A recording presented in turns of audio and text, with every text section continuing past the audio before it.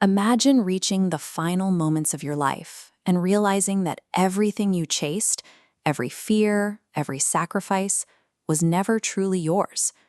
Most of us drift into an autopilot baseline, where routines replace actual decisions. We wake up and meet expectations so consistently that we forget to question whose life we are actually leading. On the surface, things look functional, but beneath that normality, a quiet restlessness begins to grow, a sense that while you are physically present, you have never really lived. We risk the success of playing a character that fits perfectly into society, while entirely abandoning our own soul.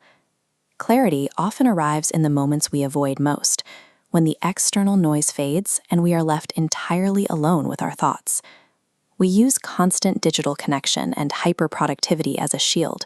If we stay busy enough, we don't have to confront the discomfort of that silence. We run from stillness because it reveals a terrifying truth, that much of our existence has become a repeated performance rather than a lived experience. Sigmund Freud observed that our choices are rarely as conscious as we believe. We are often driven by invisible rules recorded during childhood, patterns of behavior we repeat without ever questioning their origin. And these patterns coalesce into a false self. This identity is built around a survival strategy: seek approval, avoid rejection, and stay safe.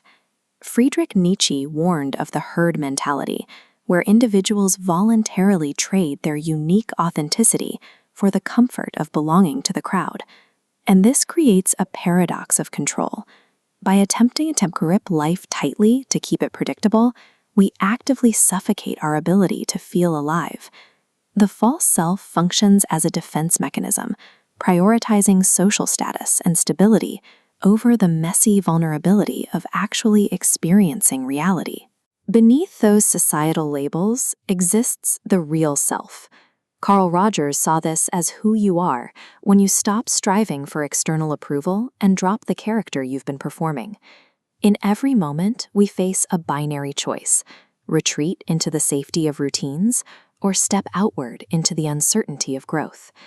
Choosing growth triggers anxiety. It requires taking responsibility for your outcomes without the safety net of excuses. Living requires letting go of the need to control what happens next and engaging with conscious presence in the current moment.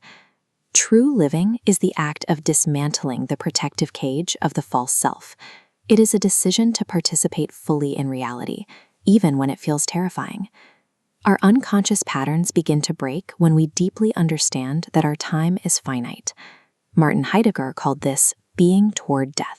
The mind creates a persistent illusion of continuity, tricking us into believing there will always be a tomorrow to start living authentically.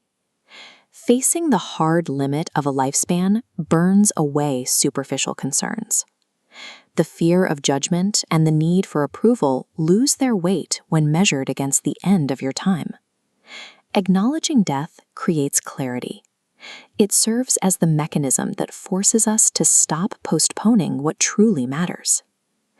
Intellectual awareness is a trap. Simply understanding the difference between your two selves changes nothing if it remains a thought and not an action. Aristotle viewed wisdom as awareness in practice, the moment internal realization transforms into external action. Breaking lifelong habits requires courage. It means challenging comfortable relationships and choosing to disappoint the expectations of others to remain true to yourself. The gap between surviving and living can only be bridged by the willingness to act in alignment with the truth. A life is rarely lost in dramatic failures. It is quietly stolen through small, avoided decisions and postponed days. The life you are waiting to begin is already happening. This moment is the only time where change is possible. Now that the cost of comfort is clear, what will you finally begin doing today?